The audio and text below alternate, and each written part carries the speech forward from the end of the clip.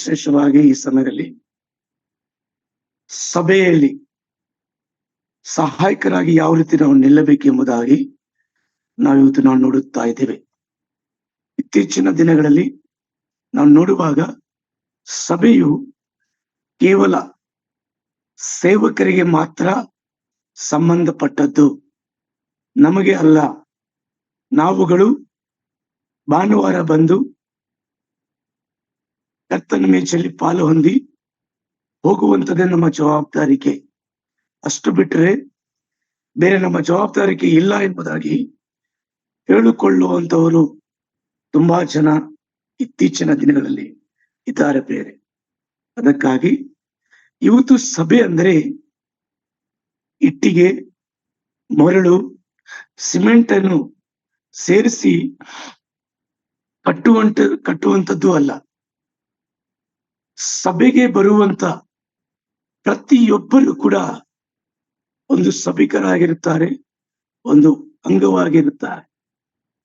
ಇಟ್ಟಿಗೆಯ ಮೇಲೆ ಇಟ್ಟಿಗೆ ಯಾವ ರೀತಿ ಜೋಡಣೆ ಆಗುತ್ತದೋ, ಅದು ಗಟ್ಟಿಯಾಗಿ ಗೋಡೆಯನ್ನು ನಿಲ್ಲುತ್ತದೋ, ಅದೇ ಮೂಲಕವಾಗಿ ಒಂದು ಸಭೆ ಗಟ್ಟಿಯಾಗಿ ನಿಲ್ಲಬೇಕಾದರೆ, ಸ್ಥಿರವಾಗಿ ನಿಲ್ಲಬೇಕಾದರೆ ಕೇವಲ ಸಭಾ ಸೇವಕನು ಅಥವಾ ಸಭೆಯ ಹಿರಿಯನು ಇದ್ದರೆ ಸಾಲದು.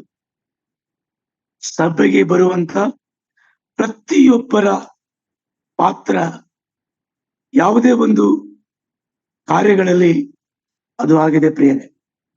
ಇವತ್ತು ನೋಡುವಾಗ ಕರ್ತರು ನಮಗೆ ಇವತ್ತು ಪ್ರತಿಯೊಂದು ಗೋಡೆಗಳಲ್ಲಿ ಕಟ್ಟುವಂತ ಇಟ್ಟಿಗೆಯಲ್ಲಿ ಅದರ ಅರ್ಥ ಏನಂದ್ರೆ, ಪ್ರತಿಯೊಬ್ಬ ಮನುಷ್ಯನು ಇವತ್ತು ಒಂದು ಇಟ್ಟಿಗೆ ಬಿದ್ದು ಹೋದ್ರೆ ಇವತ್ತು ಗೋಡೆಗಳಾಗಲಿ ಅದು ಒಂದು ಎಫೆಕ್ಟ್ ಆಗೋದನ್ನು ನಾವು ನೋಡುತ್ತೇವೆ.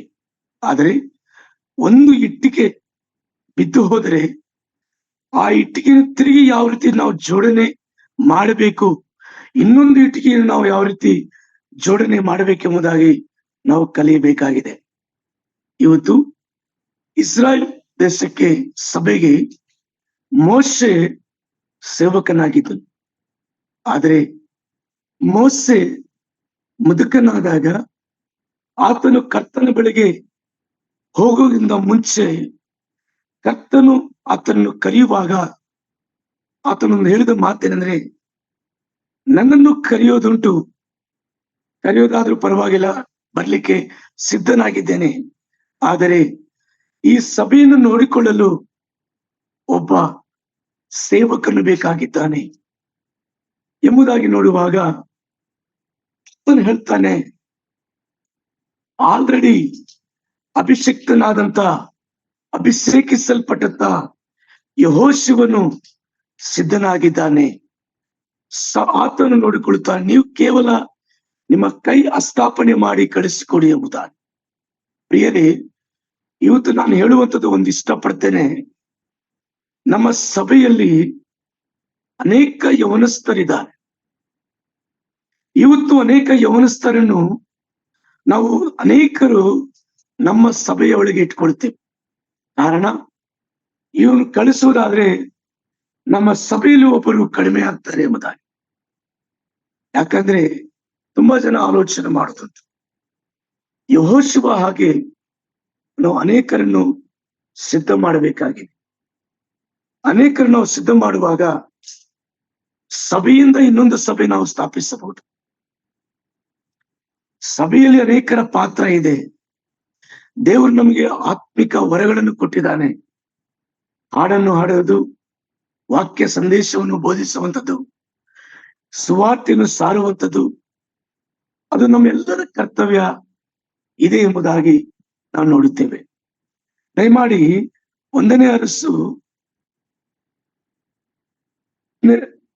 6ನೇ ಅಧ್ಯಾಯ 7ನೇ ವಚನ ನಾವು ಅದರಲ್ಲಿ ಓದುವಾಗ, ದಯಮಾಡಿ ಆ ವಚನ ಓದೋಣ.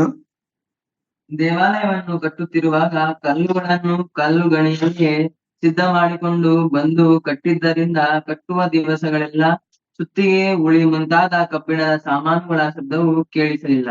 ನೋಡಿರಿ, ದೇವಾಲಯವನ್ನು ಕಟ್ಟುವಾಗ ಕಲ್ಲು, ಮಣ್ಣು, ಇಟ್ಟಿಗೆಗಳನ್ನು ಸಿದ್ಧ ಮಾಡುತ್ತಿರುವಾಗ ಕಟ್ಟುವಂತ ದಿವಸಗಳಲ್ಲಿ ಸುತ್ತಿಗೆ ಮುಂತಾದ ವಸ್ತುಗಳನ್ನು ಶಬ್ದವು ಕೇಳಿಸಲಿಲ್ಲ ಎಂಬುದಾಗಿ ನೋಡುತ್ತೇವೆ. ಇವತ್ತು ನಮ್ಮ ಸಭೆಯನ್ನು ನಾವು ಕಟ್ಟುವಾಗ ನಾವು ಸಿದ್ಧತೆ ಮಾಡಿಕೊಳ್ಳುತ್ತೇವೆ. ನಮ್ಮ ಸಭೆಯಲ್ಲಿ ನಾವು ಕಟ್ಟುವಾಗ ನಮಗೆ ಸಿದ್ಧತೆ ತುಂಬಾ ಪ್ರಾಮುಖ್ಯವಾದದ್ದು. ಸಿದ್ಧತೆ ಇಲ್ಲದೆ ಹೋದ್ರೆ ಒಂದು ಪ್ರಯತ್ನ, ಒಂದು ಸಿದ್ಧತೆ, ಒಂದು ಕರುವಿಕೆ ನಮ್ಮಲ್ಲಿ ಇಲ್ಲದೆ ಹೋದ್ರೆ ನಾವು ಸಭೆ ಕಟ್ಟಲು ಸಾಧ್ಯವಾಗೋದಿಲ್ಲ. ನಾವು ಸಭೆಗೆ ಸಹಾಯಕರಾಗಿ ನಿಲ್ಲಬೇಕಾದ್ರೂ ಕೂಡ ನಾವು ಸಿದ್ಧರಾಗಿರಬೇಕು. ಸಿದ್ಧರಾಗಿ ನಾವು ಸಹಾಯವನ್ನು ಮಾಡುವವರಾಗಿರಬೇಕು. ಕೇವಲ ಒಂದು ಸಭೆಯನ್ನು ಕಟ್ಟುವಾಗ ಸಭೆಯಲ್ಲಿರುವಂತ ಎಲ್ಲ ಸದಸ್ಯರಿಗೆ, ಎಲ್ಲ ಸಭಿಕರದು ಒಂದು ಪಾತ್ರ ಇರ್ತದೆ. ಕೇವಲ ಸೇವಕರಿಗೂ ಮತ್ತು ಸಭೆಯ ಹಿರಿಯರಿಗೂ ಮಾತ್ರ ಅಲ್ಲ.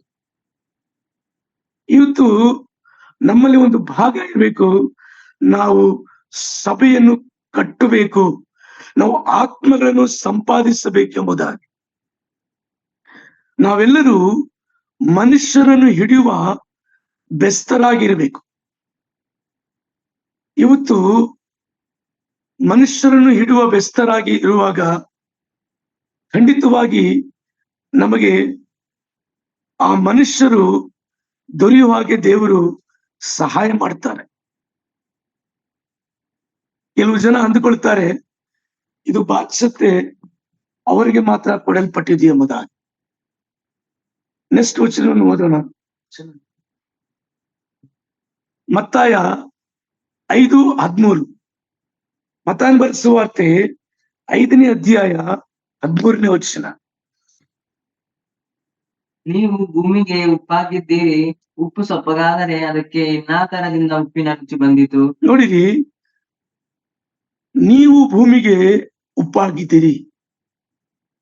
ಉಪ್ಪು ಸಪ್ಪಗಾದಿದ್ರೆ ಇನ್ನು ಯಾವುದರಿಂದ ರುಚಿ ಬಂದಿತ್ತು? ಇವತ್ತು ಸಭೆಯು ಈ ಪ್ರಪಂಚದಲ್ಲಿ ಒಂದು ಉಪ್ಪು ಆಗಿದೆ. ಯಾಕಂದ್ರೆ ಹೊರಗೆ ನಾವು ನೋಡುವಾಗ ಜನ ಸಪ್ಪಗಿದ್ದಾರೆ, ಅಂದ್ರೆ ರುಚಿ ಇಲ್ಲದೆ ಇದ್ದಾರೆ, ಅವರಲ್ಲಿ ಪ್ರೀತಿ ಇಲ್ಲದ ಹಾಗೆ ಇದ್ದಾರೆ, ಅವರಲ್ಲಿ ಸತ್ಯವು ಇಲ್ಲದ ಹಾಗಿದ್ದಾರೆ. ಆದರೆ ಉಪ್ಪು ನಾವು ಅದನ್ನು ರುಚಿಯಾಗಿ ಯಾವ ರೀತಿ ತೋರಿಸಲ್ಪಡ್ತದೋ ಸಭೆಯಲ್ಲಿರುವಂತಹ ಪ್ರತಿಯೊಬ್ಬರು ಕೂಡ ಉಪ್ಪು ಹಾಗೆ ರುಚಿಕರವಾದ ರೀತಿಯಲ್ಲಿ ನಾವಿರಬೇಕು. ಉಪ್ಪು ಸಾಂಬಾರುಗಳಲ್ಲಿ ಹಾಕದೆ ಹೋದ್ರೆ ಆ ಸಾಂಬಾರ್ ನಾವು ತಿನ್ನಲಿಕ್ಕೆ, ಆ ಸಾರು ತಿನ್ನಲಿಕ್ಕೆ ನಮ್ಮ ಕೈಲಿ ಆಗೋದಿಲ್ಲ. ಯಾಕಂದ್ರೆ ಟೇಸ್ಟ್ ಇರೋದಿಲ್ಲ. ನಮ್ಮ ನಾಲಿಗೆಗೆ ಟೇಸ್ಟ್ ಕೊಡೋದು ಉಪ್ಪು. ಎಂತ ತರಕಾರಿಗಳು ಆಗ್ಲಿ, ಚಿಕನ್ ಆಗ್ಲಿ, ಮಟನ್ ಆಗ್ಲಿ, ಯಾವುದೇ ಸಾಂಬಾರ್ ನೀವು ಮಾಡಿದ್ರು ಅದರಲ್ಲಿ ಉಪ್ಪು ಹಾಕಲೇಬೇಕು. ಉಪ್ಪು ಹಾಕದೆ ಹೋದ್ರೆ ನಾವು ಆ ಸಾಂಬಾರ್ಗೆ ಟೇಸ್ಟ್ ನೋಡಲಿಕ್ಕೆ ಸಾಧ್ಯವಾಗುವುದಿಲ್ಲ. ಸಭೆಯಲ್ಲಿ ಇರುವಂತ ಪ್ರತಿಯೊಬ್ಬರು ಕೂಡ ಉಪ್ಪಿನ ಹಾಗೆ ರುಚಿಕರವಾದ ರೀತಿಯಲ್ಲಿ ಇರಬೇಕು.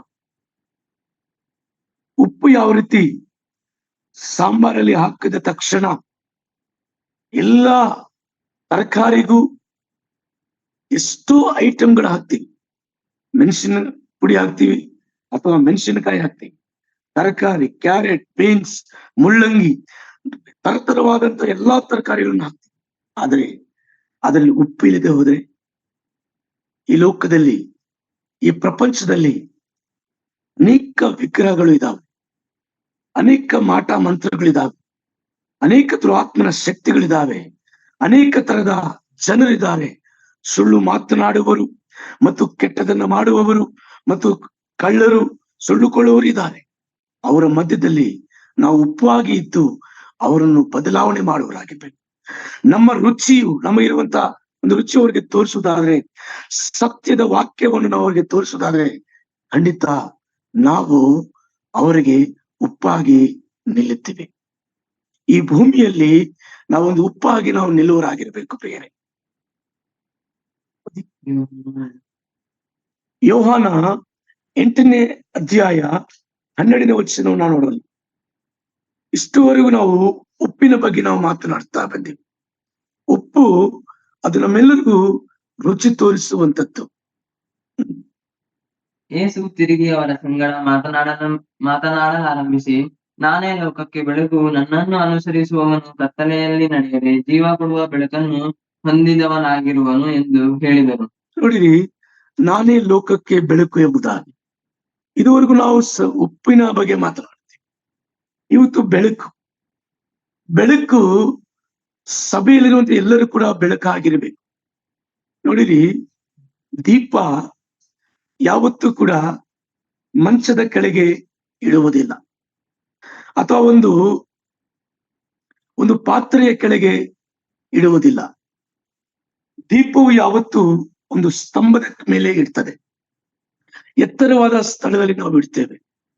ಕಾರಣ, ಆ ಮನೆಯೊಳಗೆಲ್ಲ ಬೆಳಕು ಬರಲಿ ಎಂಬುದಾಗಿ. ಇವತ್ತು ನಮ್ಮ ಸಭೆಗಳು ಈ ಲೋಕದಲ್ಲಿ ಬೆಳಕಾಗಿರಬೇಕು. ಅನೇಕರಿಗೆ ದಾರಿ ತೋರಿಸುವಂತವರಾಗಿರ್ಬೇಕು. ಅನೇಕರಿಗೆ ಮಾದರಿಯಾಗಿರಬೇಕು. ನಮ್ಮ ಸಭೆಗಳಲ್ಲಿ ಯಾವತ್ತು ಕತ್ತಲೆ ಇರಬಾರದು. ಇವತ್ತು ನಮ್ಮ ಉಪ್ಪಿನ ರುಚಿ ನಾವೇ ನೋಡಿಕೊಳ್ಳಬಾರದು. ಅದು ಇತರರಿಗೆ ತೋರಿಸುವಂತವರಾಗಿರ್ಬೇಕು, ಇತರರಿಗೆ ನಡೆಸುವಂತವರಾಗಿರ್ಬೇಕು, ಇತರರಿಗೆ ಆ ಉಪ್ಪಿನ ರುಚಿ ತೋರಿಸಿ ಸತ್ಯದ ಮಾರ್ಗದಲ್ಲಿ ನಡೆಸುವವರಾಗಿರಬೇಕು. ಪ್ರಿಯರೇ, ಸಭೆಗೆ ನಾವು ಸಹಾಯಕರಾಗಿ ಯಾವ ರೀತಿ ನಿಲ್ಲಬೇಕು? ಇವತ್ತು ಒಂದು ಇಟ್ಟಿಗೆ ಬಿಡಲ್ಪಟ್ರೆ ಇನ್ನೊಂದು ಇಟ್ಟಿಗೆಯನ್ನು ಜೋಡಿಸುವವರಾಗಿರ್ಬೇಕು.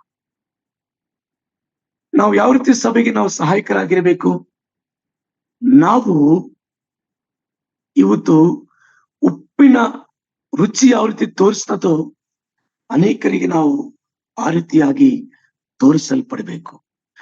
ಇವತ್ತು ಕರ್ತನ ದೇವರು ನಾನೇ ಲೋಕಕ್ಕೆ ಬೆಳಕು ಎಂಬುದಾಗಿ ಹೇಳ್ತಾ ಇದ್ದಾರೆ. ಇವತ್ತು ಆತನು ನಾವು ಕತ್ತಲೆಯಲ್ಲಿ ಇದ್ದೆವು, ಆದರೆ ಆತನ ಲೋಕಕ್ಕೆ ಬೆಳಕಾಗಿದ್ದು, ಆ ಬೆಳಕು ಈ ಲೋಕದಲ್ಲಿ ಅನೇಕರಿಗೆ ಮಾದರಿಯಾಗಿದೆ. ಇವತ್ತು ನಾವು ಆ ಬೆಳಕನ್ನು ನಾವು ಹೊಂದಿಕೊಂಡಿದ್ದೇವೆ. ಆ ಬೆಳಕು ನಮ್ಮಲ್ಲೇ ಉರಿಯಬಾರದು, ನಮ್ಮ ಮನೆಯೊಳಗೆ ಇಟ್ಟುಕೊಳ್ಳಬಾರದು. ಅನೇಕರು ಬೆಳಕನ್ನು ಹೊಂದಿರುತ್ತಾರೆ, ಆ ಬೆಳಕು ಒಂದು ಪಾತ್ರೆ ಕೆಳಗೆ ಇಡುತ್ತಾರೆ ಅಥವಾ ಒಂದು ಮಂಚದ ಕೆಳಗೆ ಇಡುತ್ತಾರೆ. ಯಾಕಂದ್ರೆ ಅವರಷ್ಟೇ ಬೆಳಕು ಬೇಕು. ಎತ್ತರವಾದ ಪ್ರದೇಶಕ್ಕೆ ಇಡೋದಕ್ಕೆ ಇಷ್ಟಪಡೋದಿಲ್ಲ. ಕೆಲವರು ಉಪ್ಪು ತಮ್ಮನ್ನು ತಾವೇ ರುಚಿ ನೋಡ್ಕೊಳ್ತಾ ಇರ್ತಾರೆ. ಆದರೆ ಅನೇಕರಿಗೆ ಇವತ್ತು ಅನೇಕ ಬಡ ಜನರಿದ್ದಾರೆ, ಕಷ್ಟದಲ್ಲಿದ್ದಾರೆ, ರಕ್ಷಣೆ ಹೊಂದದೆ ನರಕಕ್ಕೆ ಹೋಗುತ್ತಿದ್ದಾರೆ. ಅವರೆಲ್ಲರಿಗೂ ಕೂಡ ವಾಕ್ಯ ಎಂಬ ರುಚಿಯನ್ನು ತೋರಿಸಬೇಕು. ದೇವರು ನಮಗೆ ಕಳಿಸಿಕೊಟ್ಟಿದ್ದ ಸತ್ಯವನ್ನು ಇತರರಿಗೆ ತಿಳಿಸುವಂತವರಾಗಿರ್ಬೇಕು. ಆ ಸತ್ಯವು ದೇವರು ಕೊಟ್ಟಂತ ವರಗಳು ನಮ್ಮಲ್ಲೇ ಇಟ್ಟುಕೊಳ್ಳಬಾರದು. ಸಭೆಗೆ ಬರುವಂತ ಪ್ರತಿಯೊಬ್ಬರು ಕೂಡ ಈ ಕಾರ್ಯವನ್ನು ನಾವು ಮಾಡಬೇಕು. ಪ್ರತಿದಿನ ಕನಿಷ್ಠ ಒಬ್ಬರಿಗೆ ಆದರೂ ನಮಗೆ ಕೊಟ್ಟಂತ ಬೆಳಕನ್ನು ಇತರರಿಗೆ ತೋರಿಸುವರಾಗಬೇಕು. ಕನಿಷ್ಠ ಒಬ್ಬರಿಗಾದರೂ ಸುವಾರ್ತೆಯನ್ನು ಸಾರುವರಾಗಿರ್ಬೇಕು. ನಮ್ಮ ಕೆಲಸಗಳಿರ್ತದೆ, ಪ್ರತಿದಿನ ನಮ್ಮದೇ ಆದಂತ ಕೆಲಸಗಳು ಮತ್ತು ನಮ್ಮದೇ ಆದಂತ ಒಂದು ಬಿಸಿನೆಸ್, ವ್ಯವಸಾಯ ಎಲ್ಲವೂ ಇರ್ತದೆ. ಇಲ್ಲ ಅಂತಲ್ಲ. ಪ್ರತಿ ಮನುಷ್ಯನು ತನಗಿರುವಂತ ಕೆಲಸದಲ್ಲಿ ತಾನು ತೊಡಗಿರುತ್ತಾನೆ. ಆದರೆ ನಮ್ಗೆ ಕರ್ತನು ಕರೆದ ಉದ್ದೇಶ ಸುವಾರ್ತೆ ಸಾರುವಂಥದ್ದು. ಅದು ಸೇವಕರು ಮಾತ್ರ ಅಲ್ಲ, ಪ್ರತಿಯೊಬ್ಬರು ಕೂಡ ನಾವು ಸುವಾರ್ತೆಯನ್ನು ಸಾರುವವರಾಗಿರ್ಬೇಕು. ಕನಿಷ್ಠ ದಿನಕ್ಕೆ ಒಬ್ಬರನ್ನಾದರೂ ಸುವಾರ್ತೆಯನ್ನು ನಾವು ತಿಳಿಸಬೇಕು. ಅವ್ರು ನಮ್ಮಲಿ ನಮ್ಮದೇ ಹೋಗಿರ್ಲಿ, ಕೇಳಲಿ ಕೇಳದೆ ಹೋಗಿರ್ಲಿ, ನಮಗೆ ಅನುಕೂಲ ಇರುವಾಗ, ಅನಾನುಕೂಲ ಇರುವಾಗ, ನಮಗೆ ಸಮಯ ಇರುವಾಗ ನಾವು ಸುವಾರ್ತೆಯನ್ನು ಸಾರುವವರಾಗಿರ್ಬೇಕು. ನಾವೆಲ್ಲರಿಗೆ ಬೆಳಕಾಗಿ ನಿಲ್ಲಬೇಕು. ಮತ್ತು 2 ಕೊರಿಂಥ 9ನೇ ಅಧ್ಯಾಯ 6ನೇ ವಚನ. ಆದರೆ ಸ್ವಲ್ಪವಾಗಿ ಬಿತ್ತುವವನು ಪೈರನ್ನು ಸ್ವಲ್ಪವಾಗಿಯೇ ಕೊಯ್ಯುವನು, ಹೆಚ್ಚಾಗಿ ಬಿತ್ತುವವನು ಹೆಚ್ಚಾಗಿಯೇ ಕೊಯ್ಯುವನು ಎಂದು ತಿಳಿಕೊಳ್ಳಿರಿ. ಪ್ರತಿಯೊಬ್ಬನು ತನ್ನ ತನ್ನ ಹೃದಯದಲ್ಲಿ ನಿರ್ಣಯಿಸಿಕೊಂಡ ಪ್ರಕಾರ ಕೂಡಲಿ, ದುಃಖದಿಂದಾಗಲಿ ಬಲಾತ್ಕಾರದಿಂದಾಗಲಿ ಯಾರು ಕೊಡಬಾರದು. ನೋಡಿರಿ, ಇವತ್ತು ನಾವು ಸ್ವಲ್ಪವಾಗಿ ಬಿತ್ತರೆ ನಾವು ಸ್ವಲ್ಪವಾಗಿ ಕೊಯ್ತೇವೆ. ನಾವು ಎಷ್ಟು ಕೆಲಸ ಮಾಡ್ತೀವೋ ನಾವು ಅಷ್ಟೇ ಪ್ರತಿಫಲವನ್ನು ತೆಗೆದುಕೊಳ್ಳುತ್ತೇವೆ. ನಾವು ಸ್ವಲ್ಪವಾಗಿ ಬಿತ್ತುವುದಾದ್ರೆ ನಾವು ಸ್ವಲ್ಪವಾಗಿ ಕೊಯ್ಯುತ್ತೇವೆ.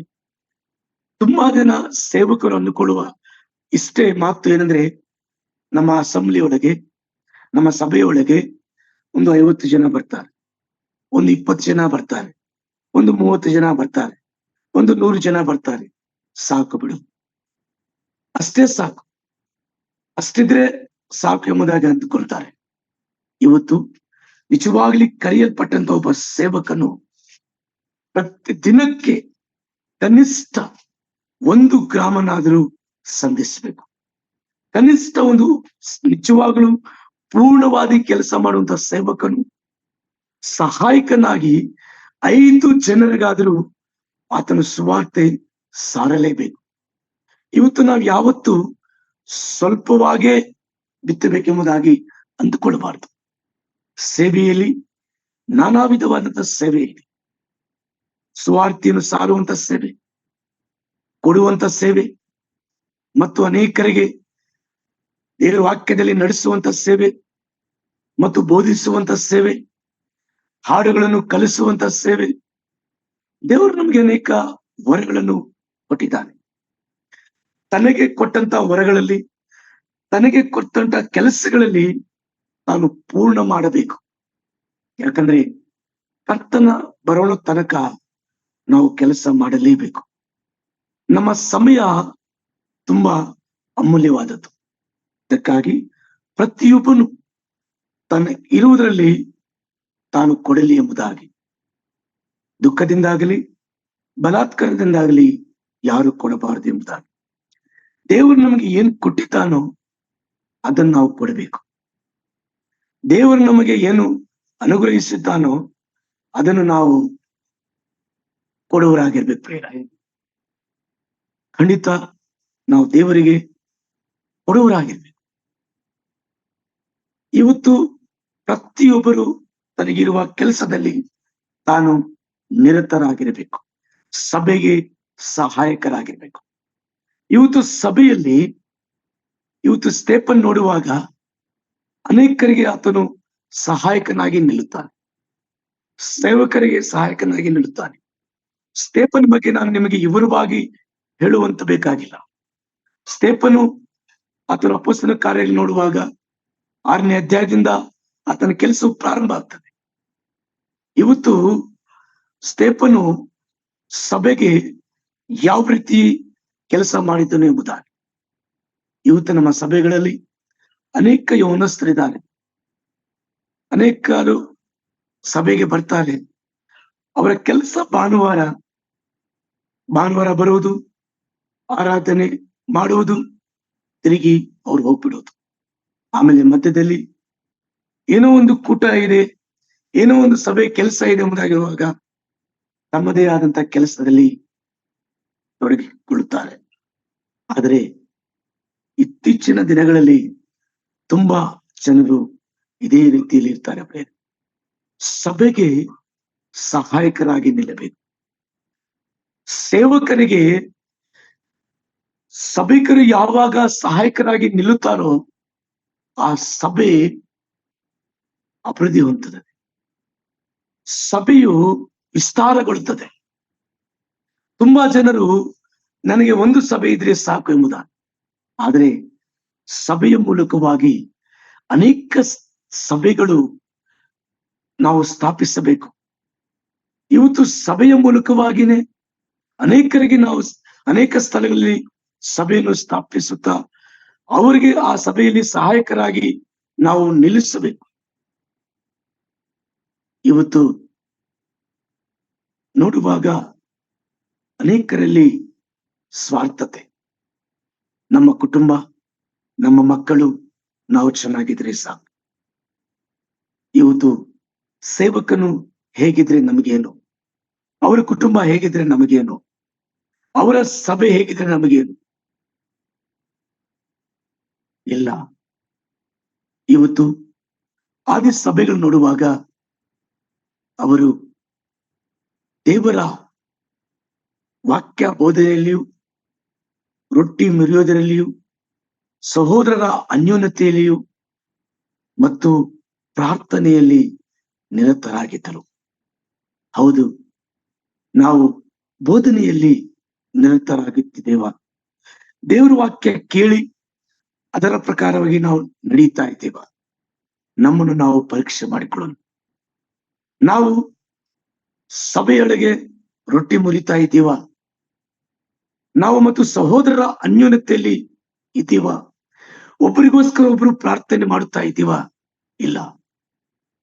ನಿಜವಾಗ್ಲೂ ಹೇಳ್ಬೇಕಾದ್ರೆ ಒಬ್ಬ ಸಭೆಯಲ್ಲಿ ಒಬ್ಬರು ಕರ್ತನಲ್ಲಿ ನಿಂತು ಹೋದಾಗ ಅವರು ಸಭೆಯವರೇ ನೋಡ್ಬೇಕು, ಅವರ ಸಭೆಯ ಸೇವಕರೇ ನೋಡ್ಕೋಬೇಕು.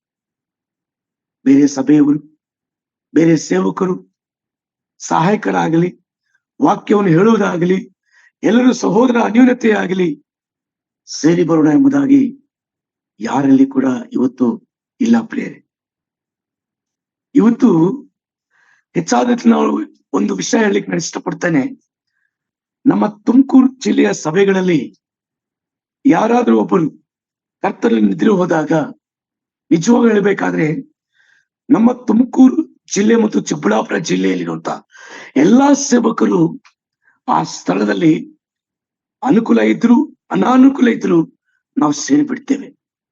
ಕಾರಣ ಏನಂದ್ರೆ ಆ ಸೇವಕರಿಗೆ ನಾವು ಧೈರ್ಯ ಕೊಡಲಿಕ್ಕೆ ಮತ್ತು ಆ ಸಭೆಗೆ ನಾವು ಒಂದು ಅಲ್ಲಿ ನಿಂತು ಅನೇಕ ಆ ಊರಿನ ಜನರಿಗೆ ಒಂದು ಬೆಳಕಾಗಿ ನಿಲ್ಲುತ್ತಾ ವಾಕ್ಯ ಸಂದೇಶವನ್ನು ಕೊಡುತ್ತಾ ಆದರಣೆ ಕೊಡುತ್ತಾ ಬರುತ್ತೇವೆ ಪ್ರಿಯರೇ. ಇವತ್ತು ಇದು ಎಲ್ಲಾ ಸಭೆಗಳಲ್ಲಿ ನಾವು ಪ್ರಾರಂಭ ಆಗ್ಬೇಕು, ನಿಜ ಇದೆ. ಯಾಕಂದ್ರೆ ಇದು ತುಂಬಾ ಒಳ್ಳೆಯ ಅನ್ಯೋನ್ಯತೆ. ಇವತ್ತು ನೋಡುವಾಗ ಇವತ್ತು ಈ ಅನ್ಯೋನ್ಯತೆ ತುಂಬಾ ಕಡಿಮೆ ಇದೆ. ಮತ್ತು ಪ್ರಾರ್ಥನೆ ವಿಷಯ, ಹೌದು, ನಾವೆಲ್ಲರೂ ಕೂಡ ಒಬ್ಬರಿಗೋಸ್ಕರ ಒಬ್ಬರು ನಾವು ಪ್ರಾರ್ಥನೆ ಮಾಡುತ್ತಿದ್ದೇವ? ಪ್ರಾರ್ಥನೆಯಲ್ಲಿ ನಾವು ಸಮಯ ಕಳೀತಾ ಇದ್ದೇವ? ನಮ್ಮ ಎಲ್ಲಾ ಸಭೆಗಳಿಗಾಗಿ ಪ್ರಾರ್ಥಿಸುತ್ತಿದ್ದೇವ? ನಾವು ತಿಳಿದುಕೊಳ್ಬೇಕು. ನೋಡಿರಿ, ನಾವು ಒಬ್ಬರ ಕಷ್ಟಗಳಲ್ಲಿ ಒಬ್ಬರು ಭಾಗಿಯಾಗಬೇಕು, ಪಾಲು ಹೊಂದಬೇಕು. ನಮ್ಮಲ್ಲಿ ಇರುವುದು ನಾವು ಅವರಿಗೆ ಕೊಡುವರಾಗಿರ್ಬೇಕು. ಇವತ್ತು ಒಬ್ಬ ವಿಧವೆ ವಿಷಯದಲ್ಲಿ ನೋಡುವಾಗ ಬರಗಾಲ ಸಮಯದಲ್ಲಿ ಆ ದೇಶದಲ್ಲಿ ಎಲ್ಲ ಬರಗಾಲ ಬಂದಿರ್ತದೆ. ಅದನ್ನ ನಿಮ್ಗೆ ವಿವರಣವಾಗಿ ಹೇಳುವಂತ ಅವಶ್ಯಕತೆ ಇಲ್ಲ, ನಿಮ್ಗೆ ಗೊತ್ತುಂಟದ ವಿಷಯನೇ. ಬರಗಾಲ ಬಂದಿರುವಾಗ ಒಬ್ಬ ವಿಧವೆ ಸಹೋದರಿ ಸೌದೆಗಳನ್ನು ಆಯ್ದುಕೊಳ್ಳುತ್ತಾ ಇರ್ತಾರೆ. ಆವಾಗ ಎಲಿಯನ್ನು ಹೋಗಿ, ಅಮ್ಮ ನನಗೆ ರೊಟ್ಟಿಯನ್ನು ಮಾಡಿಕೊಡಿ ಎಂಬುದಾಗಿ ಹೇಳುವಾಗ, ಈಗ ನನ್ನ ಮನೆಯಲ್ಲಿ ಒಂದು ಹಿಡಿ ಹಿಟ್ಟು, ಒಂದು ಸ್ಪೂನ್ ಎಣ್ಣೆ, ಕಳ್ಳೆಣ್ಣೆ ಮಾತ್ರ ಇದೆ. ಅದು ಬಿಟ್ಟರೆ ಅದನ್ನು ನಾನು ಅದಕ್ಕೋಸ್ಕರನೇ ಸೌದೆಗಳನ್ನು ಆಯ್ದುಕೊಳ್ಳುತ್ತಿದ್ದೇನೆ. ನಾನು ಹೋಗಿ ನಾನು ನನ್ನ ಮಗನು ತಿಂದು ಆಮೇಲೆ ನಾವು ಸಾಯುತ್ತೇವೆ ಅಂತ. ಇಲ್ಲ, ಮೊದಲು ನನಗೆ ಕೊಡು ಎಂಬುದಾಗಿ ಹೇಳಿದರು. ಆದರೆ ಆ ಸಹೋದರಿ ಆ ಸೇವಕರಿಗೆ ಒಂದು ತುಂಡು ರೊಟ್ಟಿಯನ್ನು ಮಾಡಿಕೊಟ್ಟು ತಿರುಗಿ ಮಳೆಗಾಲ ಬರುವವರೆಗೂ ಕೆಲವು ದಿನಗಳ ಕಾಲ ದೇವರು ಅವರನ್ನು ಕಾಯ್ದು ಕಾಪಾಡಿದನು. ಅವರ ಮನೆಯಲ್ಲಿ ಆ ಒಂದು ಹಿಟ್ಟು ಮುಗಿಯಲಿಲ್ಲ, ಎಣ್ಣೆಯೂ ಮುಗಿಯಲಿಲ್ಲ. ದೇವರು ಆ ಮನೆಯಲ್ಲಿ ಅದ್ಭುತವನ್ನು ಮಾಡಿದನು. ಇವತ್ತು ಕೆಲವು ಸಾರಿ ಅವ್ರು ನಾವು ಕೊಟ್ಬಿಟ್ರೆ ನಮಗಿರುವುದಿಲ್ಲವೇನೋ, ನಮಗೆ ಇಲ್ಲದೆ ಹೋಗುತ್ತೇನೋ ಎಂಬುದಾಗಿ ಅಂದುಕೊಳ್ಳುತ್ತೇವೆ. ನಾವು ಸಭೆಗೆ ಸಹಾಯಕರಾಗಿ ನಿಲ್ಲಬೇಕು. ಸಭೆಗೆ ನಾವು ಯಾವತ್ತು ಸಹಾಯಕರಾಗಿ ನಿಲ್ಲುತ್ತೇವೋ ದೇವರು ನಮಗೆ 100ರಷ್ಟು 1000ರಷ್ಟು 10ರಷ್ಟು ದೇವರು ಕೊಡುತ್ತಾರೆ. ಸಭೆಗೆ ನಾವು ಸಹಾಯಕರಾಗಿ ಆತ್ಮೀಯ ರೀತಿಯಲ್ಲಿ ಆರ್ಥಿಕವಾಗಿ ನಾವು ನಿಲ್ಲಬೇಕು. ಲೂಕನ ಬರೆದ ಸುವಾರ್ತೆ 6ನೇ ಅಧ್ಯಾಯ 38ನೇ ವಚನ ನಾವು ಓದಿಕೊಳ್ಳೋಣ. ಕುಡಿರಿ, ಆಗ ನಿಮಗೂ ಕೊಡುವುದು. ಜಡಿದು ಅಲ್ಲಾಡಿಸಿ ಹೊರಚೆಲ್ಲುವ ಹಾಗೆ ತುಂಬಾ ಅಳತೆಯನ್ನು ಹೊಳೆದು ನಿಮ್ಮ ಸೆರಿಗೆ ಹಾಕುವರು. ನೋಡಿರಿ, ಕೊಡಿರಿ ಆಗ ನಿಮ್ಗೆ ಕೊಡಲ್ಪಡುವುದು. ಜಡಿದು ಅಲ್ಲಾಡಿಸಿ ಎಂಬುದಾಗಿ ಆಗ ನಿಮ್ಮ ಸೆರಿಗೆ ತುಂಬುವುದು. ಕೊಡಿರಿ ಆಗ ನಿಮ್ಗೆ ಕೊಡಲ್ಪಡುವುದು. ಆ ಒಂದು ಮಾತು ಮಾತ್ರ, ಆ ಒಂದು ಪದವನ್ನು ತೆಗೆದುಕೊಳ್ತೇನೆ. ನಾವು ಯಾವಾಗ ಸಭೆಗೆ ಕೊಡುತ್ತೇವೋ ದೇವರು ನಮಗೆ ಕೊಡುವನಾಗಿದ್ದಾನೆ. ಹೊಸ ಒಡಂಬಡಿಕೆಯಲ್ಲಿ ಈ ಮಾತುಗಳನ್ನು ನಾವು ನೋಡುತ್ತೇವೆ ಪ್ರಿಯರೇ. ನಾವು ಯಾವತ್ತೂ ಸಭೆಗೆ ಕೊಡುವನಾಗಿರ್ಬೇಕು. ಸಭೆಯನ್ನು ನಾವು ಸಹಾಯಕರಾಗಿ ನಿಲ್ಲಬೇಕು. ಸಭೆಗೆ ನಾವು ಯಾವತ್ತೂ ಸಹಾಯಕರಾಗಿ ನಿಲ್ಲುತ್ತೇವೋ ದೇವರು ನಮ್ಮ ಪರವಾಗಿ ಸಹಾಯಕರಾಗಿ ನಿಲ್ಲುತ್ತಾರೆ. ಆವಾಗ ನಾವು ಆಶೀರ್ವದಿಸಲ್ಪಡುತ್ತೇವೆ. ನಮ್ಮ ಶರೀರಗಳು ತುಂಬಲ್ಪಡ್ತದೆ. ಇವತ್ತು ದೇವರಿಗೆ ನಾವು ಯಾವಾಗ ಕೊಡುವುದಿಲ್ಲವೋ ಆವಾಗ ದೇವರು ನಮಗೆ ಕೊಡುವುದಿಲ್ಲ. ನಾವು ದೇವರಿಗೆ ಮೊದಲು ಸ್ತುತಿ ಸ್ತೋತ್ರಗಳನ್ನು ಸಲ್ಲಿಸುವರಾಗಿರ್ಬೇಕು, ಕೊಡಬೇಕು. ದೇವರಿಗೆ ನಾವು ಸ್ತೋತ್ರ ಸಲ್ಲಿಸಬೇಕು. ಆತನ ಸನ್ನಿಧಿಯಲ್ಲಿ ನಾವು ಪಾಲು ಹೊಂದಬೇಕು. ಮತ್ತು ನಾವು ಆರ್ಥಿಕವಾಗಿ ಕೂಡ ನಾವು ಕರ್ತನಿಗೆ ನಾವು ಕೊಡುವರಾಗಿರ್ಬೇಕು. ಅದು ಸಭೆಗೆ ಕೊಡುವರಾಗಿರ್ಬೇಕು. ಅದು ಕೊಡುವುದನ್ನು ಅನೇಕ ಬಡ ಜನರಿಗೆ, ಅನೇಕ ಸಭೆ ಸೇವಕರಿಗೆ ಅದು ಸಹಾಯಕವಾಗಿ ನಿಲ್ಲುತ್ತದೆ ಪ್ರಿಯರೇ. ಎಷ್ಟು ಚೆನ್ನಾಗಿ ಕೀರ್ತನೆ 96ನೇ ಕೀರ್ತನೆ 7ನೇ ವಚನ ನಾವು ಓದಿಕೊಳ್ಳೋಣ. ಭೂ ಜನಾಂಗಗಳೇ, ಬಲ ಪ್ರಭಾವಗಳು ಯೆಹೋವನವೇ. ಯೆಹೋವನ ಎಂದು ಹೇಳಿ ಆತನನ್ನು ಘನಪಡಿಸಿರಿ. ಯೆಹೋವನ ನಾಮಕ್ಕೆ ಯೋಗ್ಯವಾದ ಧನವನ್ನು ಸಲ್ಲಿಸಿರಿ. ಕಾಣಿಕೆಯೊಡನೆ ಆತನ ಅಂಗಗಳಿಗೆ ಬನ್ನಿರಿ. ನೋಡಿರಿ, ಭೂಜನಗಳು ಆತನ ಯೆಹೋವನ ನಾಮಕ್ಕೆ ಸಲ್ಲಿಸುತ್ತಿದ್ದಾರೆ. ಇವತ್ತು ಈ ವಚನ ಓದಿದ್ದೀವಿ. ಕಾಣಿಕೆಯೊಂದಿಗೆ ಆತನ ಸನ್ನಿಧಿಗೆ ಬನ್ನಿರಿ ಎಂಬುದಾಗಿ. ಇವತ್ತು ಎಲ್ಲಾ ಜನಾಂಗಗಳೇ ಆತನ ಸನ್ನಿಧಿಗೆ ಬನ್ನಿರಿ ಎಂಬುದಾಗಿ. ಆತನನ್ನು ಸ್ತೋತ್ರಗಳನ್ನು ಸಲ್ಲಿಸಿರಿ ಎಂಬುದಾಗಿ, ಕಾಣಿಕೆಯೊಂದಿಗೆ ಬನ್ನಿರಿ ಎಂಬುದಾಗಿ ಹಳೆ ಒಡಂಬಡಿಕೆಯಲ್ಲಿ ಕೀರ್ತನೆ ನೋಡುತ್ತೇವೆ. ಅದಕ್ಕಾಗಿ ಅಪೊಸ್ತಲ ಕಾರ್ಯ 6ನೇ ಅಧ್ಯಾಯ 8ನೇ ವಚನ ಓದೋಣ. ಸ್ತೆಫನನು ದೇವರ ಕೃಪೆಯಿಂದಲೂ ಬಲದಿಂದಲೂ ತುಂಬಿದವನಾಗಿ ಜನರಲ್ಲಿ ಮಹಾ ಅದ್ಭುತ ಕಾರ್ಯಗಳನ್ನು, ಸೂಚಕ ಕಾರ್ಯಗಳನ್ನು ಮಾಡುತ್ತಾ ಇದ್ದನು. ನೋಡಿರಿ, ಸ್ತೆಫನು ಬಲದಿಂದಲೂ ಆತನು ತುಂಬಿನಾಗಿದ್ದನು, ಪರಿಶುದ್ಧಾತ್ಮದಿಂದಲೂ ತುಂಬಿನಾಗಿದ್ದನು. ಯಾಕಂದ್ರೆ ನಮ್ಮ ಸಭೆಗೆ ಬರುವಂತ ಸಭಿಕರು ಬಲದಿಂದ ತುಂಬುವರಾಗಿರ್ಬೇಕು, ಆತ್ಮದಿಂದ ತುಂಬಿಸಲ್ಪಡುವರಾಗಿರ್ಬೇಕು. ಆಲ್ರೆಡಿ ತುಂಬಾ ಜನ ಅಭಿಷೇಕ ಎಂಬುದಾಗಿ ನಾವು ಯಾವಾಗ ರಕ್ಷಣೆ ಹೊಂದಿದ್ದೇವೋ ಅವಾಗ ನಾವು ಅಭಿಷೇಕಿಸಲ್ಪಟ್ಟಿದ್ದೇವೆ. ಆದ್ರೆ ಪರಿಶುದ್ಧಾತ್ಮದಿಂದ ನಾವು ಪ್ರತಿದಿನವೂ ತುಂಬಲ್ಪಡುವರಾಗಿರ್ಬೇಕು. ತುಂಬಲ್ಪಡುವರಾಗಿರ್ಬೇಕು. ಅವಾಗ ಬಲದಿಂದ ಇರಬೇಕು ಮತ್ತು ಜನರಲ್ಲಿ ಅದ್ಭುತ ಕಾರ್ಯಗಳನ್ನು, ಸೂಚಕ ಕಾರ್ಯಗಳನ್ನು, ಮಾತ್ಯ ಕಾರ್ಯಗಳನ್ನು ನಡೆಸುತ್ತಿದ್ದನು ಎಂಬುದಾಗಿ ನಾವು ನೋಡುತ್ತೇವೆ. ಸ್ತೆಫನ ಯಾರು? ಸಭಿಕನು. ಇವತ್ತು ಸೇವಕನು ಮಾತ್ರನೇ ಬಲಗೊಳ್ಳಬೇಕಾ? ಸೇವಕನು ಮಾತ್ರನೇ ಜನರ ಸೇವೆ ಮಾಡಬೇಕಾ? ಇಲ್ಲ. ಇವತ್ತು ಸಭೆಗೆ ಬರುವಂತ ಪ್ರತಿಯೊಬ್ಬರು ಕೂಡ ಪ್ರತಿಯೊಬ್ಬರ ಒಂದು ಜವಾಬ್ದಾರಿಗೆ ಒಂದು ಆತ್ಮಗಳನ್ನು ಗೆಲ್ಲುವಂಥದ್ದು, ಆತ್ಮಗಳನ್ನು ಸಭೆಗೆ ಕರೆತೊಯ್ಯುವಂಥದ್ದು. ನಾವು ಮಾತ್ರ ಬರುವಂಥದ್ದಲ್ಲ, ನಮ್ಮ ಕುಟುಂಬ ಮಾತ್ರ ಬರುವಂಥದ್ದಲ್ಲ, ನಮ್ಮ ಅಕ್ಕಪಕ್ಕದ ಜನರಿಗೆ, ನಮ್ಮ ಬಂಧು ರಕ್ತ ಸಂಬಂಧಿಕರಿಗೆ ಸುವಾರ್ತೆಯನ್ನು ಸಾರಬೇಕು. ಪ್ರತಿದಿನ ಕನಿಷ್ಠ ಒಬ್ಬರಿಗಾದ್ರೂ ಸಭೆಗೆ ನಾವು ಕರೆದುಕೊಂಡು ಬರಬೇಕು. ಪ್ರತಿ ವಾರ ನಾವು ಸಭೆಗೆ ಬರುವಾಗ ನಾವು ಖಾಲಿಯಾಗಿ ನಮ್ಮ ಮಕ್ಕಳು ನಾವು ಮಾತ್ರ ಅಲ್ಲ, ನಮ್ಮ ಪರವಾಗಿ ನಾವು ಹೇಳುವಂತ ಸುವಾರ್ತೆ ಹೇಳುವಂತ ಪ್ರತಿಯೊಬ್ಬರು ಕೂಡ ನಮ್ಮ ಜೊತೆ ಬರಬೇಕು. ಕನಿಷ್ಠ ಒಬ್ಬರಾದ್ರೂ ಹೊಸದಾಗಿ ಸಭೆಗೆ ಕರೆದುಕೊಂಡು ಬರುವವರಾಗಿರ್ಬೇಕು. ಅದೇ ನಾವು ಮಾಡುವಂತ ಸಹಾಯ, ಅದೇ ಸಭೆಗೆ ಸಹಾಯ ಮಾಡುವಂಥದ್ದು. ಮತ್ತು ಎಫೆಸ ಪತ್ರಿಕೆ ನೋಡುತ್ತೇವೆ, ಕೊರಿಂಥದಲ್ಲಿ ನೋಡುತ್ತೇವೆ, ಮತ್ತು ತಿಮೋತಿ ಪತ್ರಿಕೆಯಲ್ಲಿ ನೋಡುತ್ತೇವೆ. ನಾವು ಸಭೆಗೆ ಯಾವ ರೀತಿ ಸಹಾಯಕರಾಗಿ ನಿಲ್ಲಬೇಕು, ಸಭೆಗೆ ಯಾವ ರೀತಿ ಸಹಾಯ ಮಾಡಬೇಕು. ಇವತ್ತು ಸಭೆಯ ಕೆಲಸಗಳಲ್ಲಿ ನಾವು ಭಾಗಿಯಾಗಬೇಕು. ಸಭೆಗೆ ನಡೆಯುವಂತ ಎಲ್ಲ ಕಾರ್ಯಕ್ರಮಗಳಲ್ಲಿ ಸೇವಕರು ಮಾತ್ರ ಅಲ್ಲ, ಎಲ್ಲರಿಗೂ ಕೂಡ ಆ ಜವಾಬ್ದಾರಿಕೆ ಇರುತ್ತದೆ. ಕೆಲಸದಲ್ಲಿ ಆಗಿರ್ಬೋದು, ಖರ್ಚು ವೆಚ್ಚಗಳಲ್ಲಿ ಆಗಿರ್ಬೋದು, ಪ್ರತಿಯೊಬ್ಬರಲ್ಲಿ ನಾವು ಸಹಾಯಕರಾಗಿ ನಾವು ನಿಲ್ಲಬೇಕು. ಇವತ್ತು ಸಭೆಯು ದೇವರ ವಾಕ್ಯದಲ್ಲಿ ನಾವು ನೋಡ್ತೇವೆ.